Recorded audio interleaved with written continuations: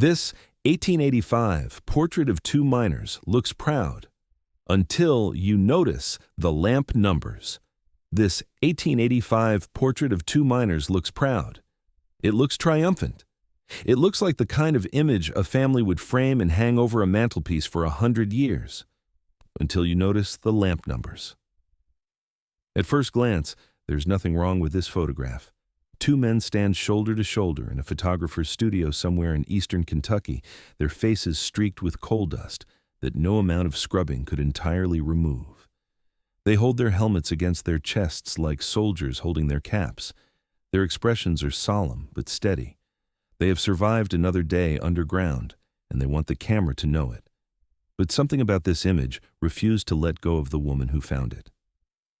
Her name is Margaret Calloway. She has worked as an archivist at a regional history museum in Lexington for nearly 18 years, and in that time she has processed thousands of photographs from the coal fields of Appalachia. She knows what these images typically look like. She knows how miners posed, what they wore, how they arranged their tools and equipment for the camera. She has seen so many of these portraits that they have become, in her own words, almost invisible. Just another part of the visual furniture of the region's past, this photograph arrived in a cardboard box donated by the estate of a retired schoolteacher in Harlan County. The schoolteacher had died without children, and her nephew, who lived in Ohio and had no particular interest in Kentucky history, had shipped the contents of her attic to the museum rather than throw them away. Most of what arrived was unremarkable. Old yearbooks, church bulletins, a few amateur watercolors of mountain landscapes, and at the bottom of the box, wrapped in a deteriorating silk scarf, was this photograph. Margaret almost set it aside with the others. Almost. But something made her look closer. She cannot explain exactly what it was. Maybe it was the way the two men stood, their bodies angled slightly toward each other as if they were brothers or close friends. Maybe it was the quality of the print, which was sharper than most surviving images from that era. Or maybe it was just the accumulated instinct of nearly 2 decades spent staring at old photographs, a sense that something in this particular frame did not quite add up.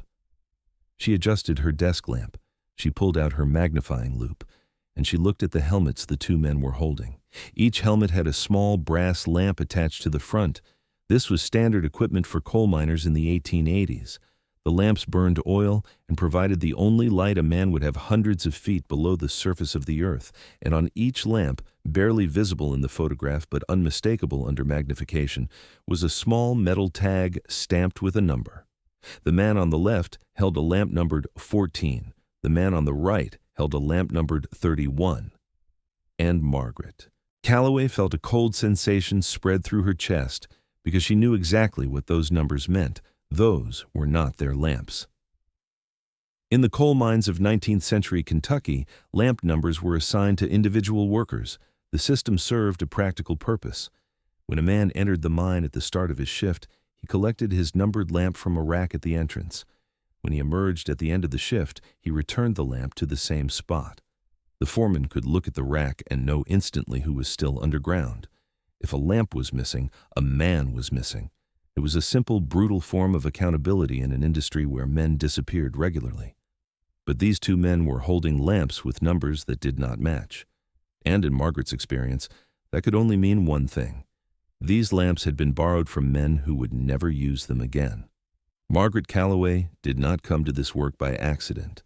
She grew up in a coal town herself, a place called McRoberts in Letcher County, where her grandfather had worked underground for 30 years. And her father had done the same until black lung forced him to retire early. She remembers the sound of the mine whistle that marked the shifts, the way the whole town would grow quiet when it blew at an unexpected hour. She remembers the funerals. There were always funerals. She went to college to study history, and she came back to Kentucky because she believed that the stories of the coal fields deserved to be preserved. Not the sanitized stories that appeared in company promotional materials or the nostalgic stories that politicians told when they wanted votes. The real stories.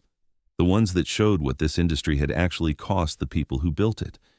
So when she looked at those mismatched lamp numbers, she did not see a minor anomaly or a curious detail. She saw a door, and she knew she had to open it. She started with the photograph itself. She turned it over carefully and found a faded inscription in pencil on the back. It read, in a shaky hand, T. Prewitt and J. Burke, Cannell City, 1885. Beneath that, in different handwriting, someone had added the words, "Survived the collapse." Cannell City. Margaret knew the name. It was a small mining settlement in Morgan County, about 60 miles east of Lexington. The town barely exists today, just a handful of houses and a post office and a church. But in the 1880s, it was the site of one of the largest cannel coal operations in the state. Cannel coal burned hotter and cleaner than bituminous coal, and it was prized for gaslighting and domestic heating. The mines around Cannell City extracted thousands of tons of it every year. And if two men named Prewitt and Burke had survived the collapse in 1885, there had to be a record of what had happened to the men who did not survive. Margaret began her search in the newspaper archives, the Lexington Daily Press, the Louisville Courier-Journal, the regional weeklies that covered the mountain counties. She was looking for any mention of a mine collapse in Morgan County in 1885. And at first, she found nothing. No headlines, no death notices, no accounts of rescue efforts or recovery operations. It was as if the collapse had never happened. This was not entirely surprising. Mine accidents in the 1880s were common enough that they did not always make the papers, especially if the casualties were few. But the inscription on the photograph suggested something significant. You did not have your portrait taken to commemorate surviving a minor incident. You did not write, "Survived the collapse," unless the collapse had been serious enough to kill. So Margaret tried a different approach. She contacted a colleague at the University of Kentucky's Special Collections Library, a historian named Dr. Samuel Whitaker, who had spent his career studying labor conditions in Appalachian coal mines. She sent him scans of the photograph and asked if he had ever encountered anything about a collapse at Cannell City. Dr. Whitaker's response came 3 days later. He had not heard of the collapse, but he had heard of the Cannell City Mining Company. And what he told Margaret changed the direction of her entire investigation.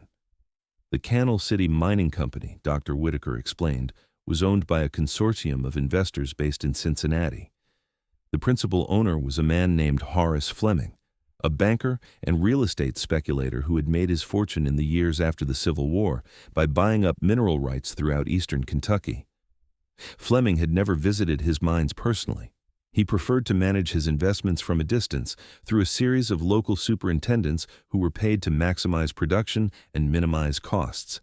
And one of the costs they minimized most aggressively was the cost of worker safety. In the 1880s, there was no federal agency that regulated mine safety. The few state laws that existed were poorly enforced, especially in remote counties where the mining companies effectively controlled the local government. Inspections were rare, and when they did occur, they were often announced weeks in advance, giving the companies time to make cosmetic improvements before the inspectors arrived. The men who worked underground had no union, no legal protections, and no recourse if they were injured or killed on the job. Dr. Whitaker had one more piece of information. He had found, buried in a box of uncatalogued papers from a defunct law firm in Frankfort, a partial transcript of a state legislative hearing from 1887. The hearing had been convened to investigate conditions in Kentucky coal mines, and one of the witnesses who testified was a former foreman from the Cannell City operation. His name was William Stamper. And according to the transcript, Stamper had described a practice that made Margaret's blood run cold. The practice was simple. When a man died in the mine, his equipment was collected and reassigned to a E2 new worker. His lamp, his pick, his helmet, everything. The company kept no record of the transfer. As far as the official documentation was concerned, the dead man's equipment had simply continued to be used by the dead man. His name stayed on the roster. His number stayed on the lamp. And when state officials came to count how many men were working underground, they counted the living and the dead together. Why would a company do this? The answer was in the arithmetic of the era's mining regulations. Under Kentucky law, mines that employed more than 10 workers were subject to periodic safety inspections. Mines that had experienced fatal accidents were subject to additional scrutiny and potential fines. But a mine where nobody had officially died, where every worker returned home at the end of every shift, where the lamp rack was always full, that mine could operate without interference. By keeping the names of dead men on the roster, by reassigning their equipment to new workers without documentation, the Cannell City Mining Company had found a way to make death invisible. The men in the photograph were not holding their own lamps. They were holding the lamps of men who had been erased. Margaret spent the next several weeks trying to find out who those men had been. She drove to Morgan County and spent days in the county clerk's office paging through birth and death records from the 1880s. She visited the Cannell City Cemetery, a small plot on a hillside overlooking what had once been the main shaft of the mine. She talked to local historians, amateur genealogists, anyone who might have preserved oral histories from the era. What she found was fragmentary but damning. The death records showed several miners from Cannell City who had died in 1884 and 1885, but the causes of death were vague. Accident, injury, sudden illness. None of them mentioned a collapse. None of them mentioned the mine by name. It was as if the county officials had been instructed to keep their descriptions as generic as possible. But the cemetery told a different story. Margaret found a row of 6 graves near the back of the plot, all dated within 2 weeks of each other in March 1885.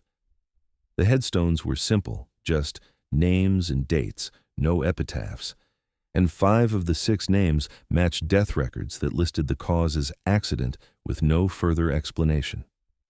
6 men had died in March 1885, and there had been no newspaper coverage, no official investigation, no record of what had happened to them. Margaret contacted Dr. Whitaker again and asked him to search for any surviving company records from the Cannell City operation. He found nothing in the university archives, but he suggested she try the Kentucky Department for Libraries and Archives in Frankfort, which held records from defunct state agencies, including the old Bureau of Mines. The Bureau of Mines had been created in 1884, the year before the collapse. It was Kentucky's first attempt to regulate the mining industry, and it had been underfunded and understaffed from the start. The Bureau's records were spotty, poorly organized, and difficult to read, but Margaret found what she was looking for. There was a letter, dated April 1885, from the state mine inspector to the superintendent of the Cannell City Mining Company. The letter referenced an incident that had occurred in March and noted that the inspector had received conflicting reports about the number of workers present at the time. The inspector requested a complete roster of all employees and a full accounting of all equipment assigned to each worker. The superintendent's response was also in the file. It was brief and dismissive. The incident, he wrote, had been a minor roof fall that had resulted in no serious injuries. All workers had been accounted for. There was no need for further investigation. The inspector had apparently accepted this explanation.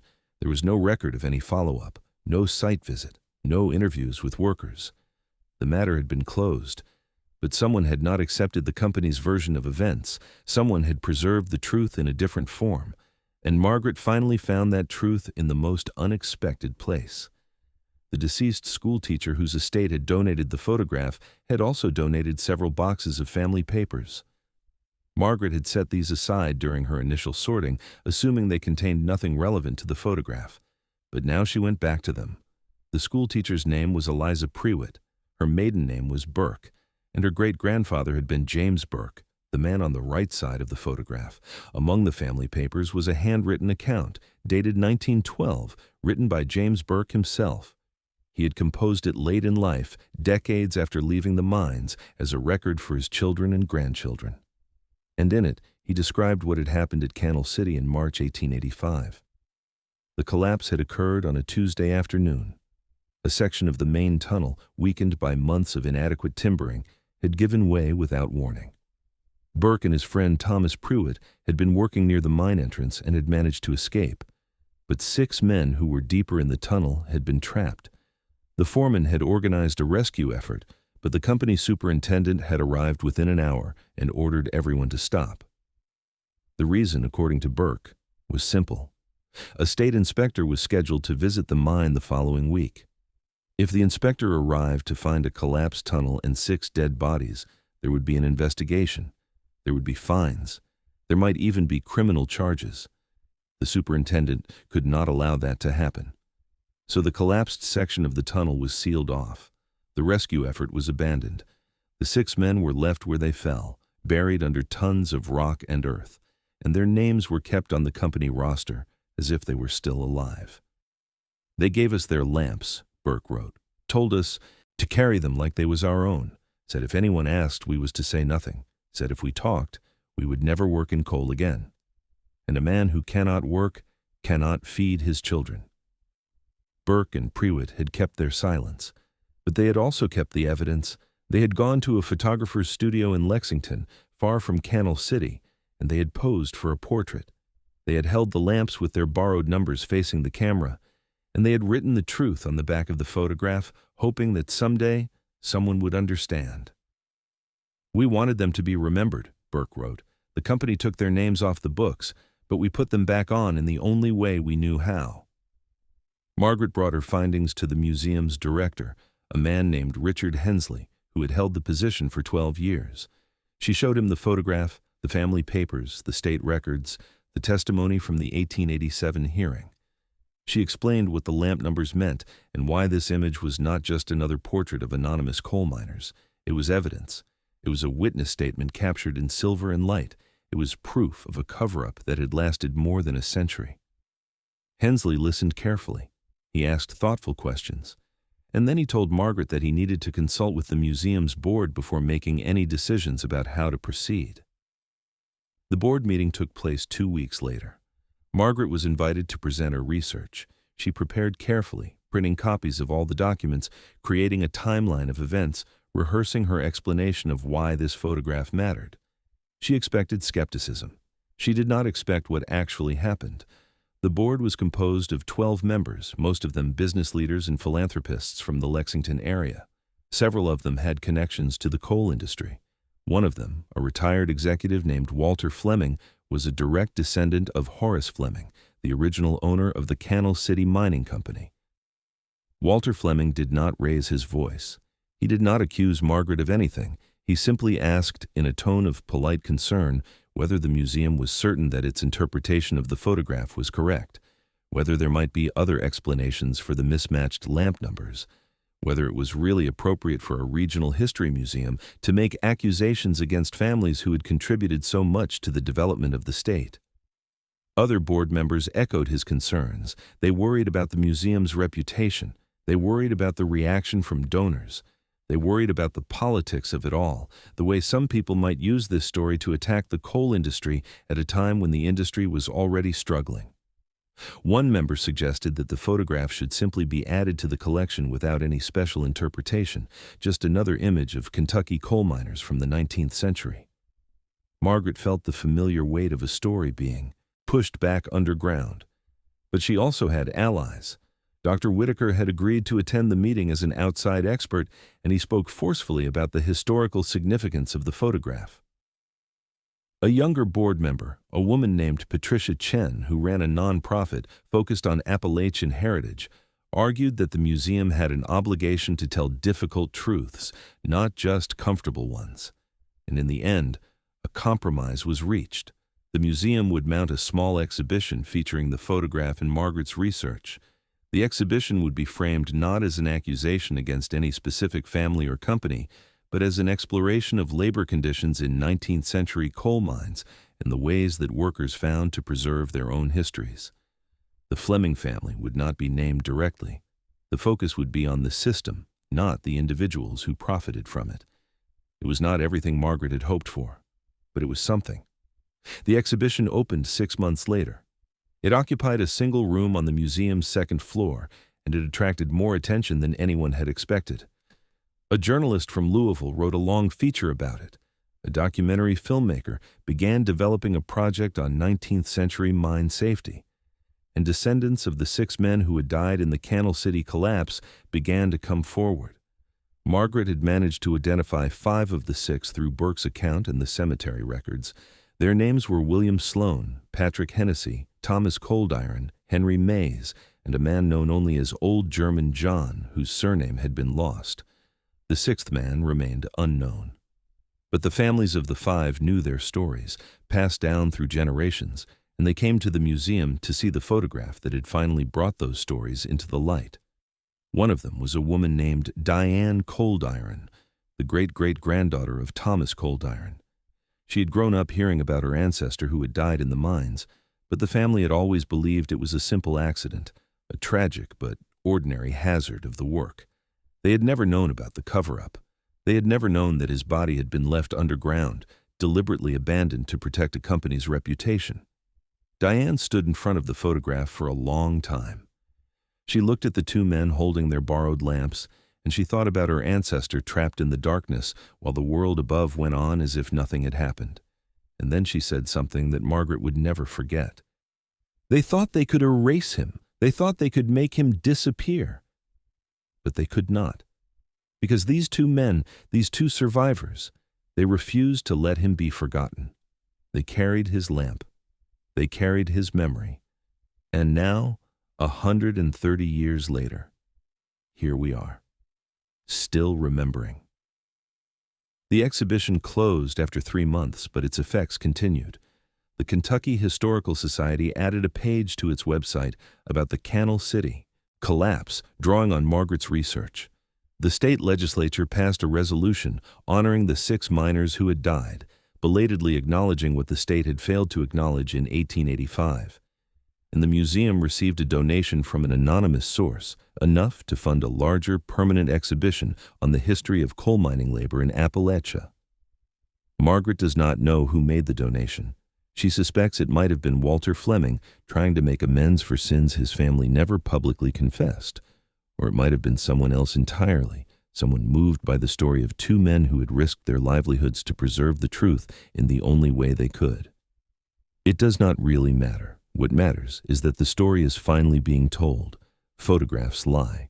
This is something that historians and archivists understand, but that most people prefer not to think about. We look at old images and we assume that what we see is what was there. A happy family, a prosperous farm, a proud worker. We do not ask what was just outside the frame. We do not ask what the photographer was paid to hide. But sometimes, if you look closely enough, the truth finds its way into the image anyway. A reflection in a window, a shadow that should not be there, a detail so small that the person who staged the photograph never noticed it, a lamp number that does not match. Across the archives of America, in museums and historical societies and family attics, there are thousands of photographs like this one. Images that look ordinary on the surface but contain, buried in their details, evidence of crimes that were never prosecuted, deaths that were never acknowledged, lives that were erased to protect the powerful and the profitable. The Canal City collapse was not unique. It was typical. In the decades after the Civil War, as the coal industry expanded across Appalachia, thousands of men died underground in accidents that were never properly documented, never properly investigated, never properly remembered. The companies that employed them had every incentive to minimize the death toll and every means to do so. The workers who survived had every reason to stay silent and almost no power to speak out. But some of them found ways. They carved initials into beams that would later be discovered by demolition crews.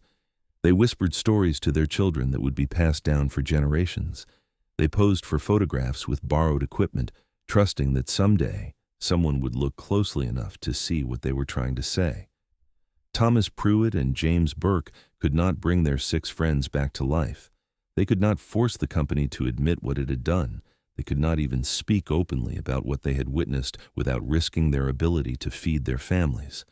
But they could stand in front of a camera, holding the lamps of dead men, and let the evidence speak for itself. It took 130 years, but someone finally listened.